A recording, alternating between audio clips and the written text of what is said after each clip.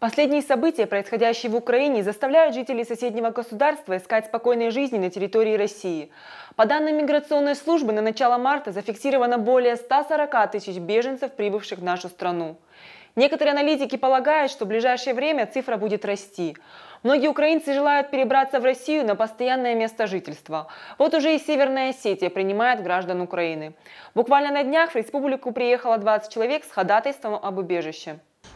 Сюда приезжают люди из Украины, беженцы с разных концов Украины, но не с западных районов.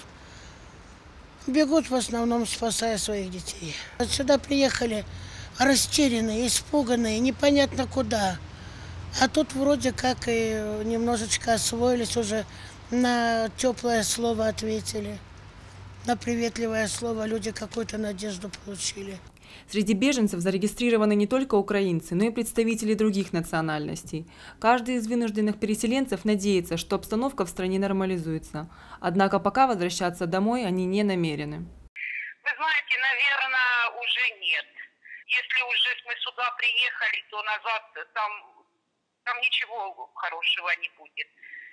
Меня туда, по крайней мере, там ничего не держит на Украине.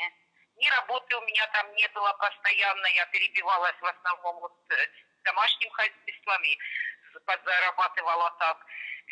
У меня не пенсионный еще возраст, чтобы там я, например, пенсию получала или что-то. Нет, я не планирую назад возвращаться. Сегодня вот первый день вышла на работу, ну как бы пока временно, вот, чтобы хоть какая-то работа была. В миграционную службу уже поступают прошения о предоставлении временного укрытия. Это значит, что беженцы хотят жить в России не 3 месяца, положенные для граждан Украины, а более длительный срок, до тех пор, пока на их родине сохраняется опасная ситуация. Официальных запросов на получение российского гражданства пока не зафиксировано.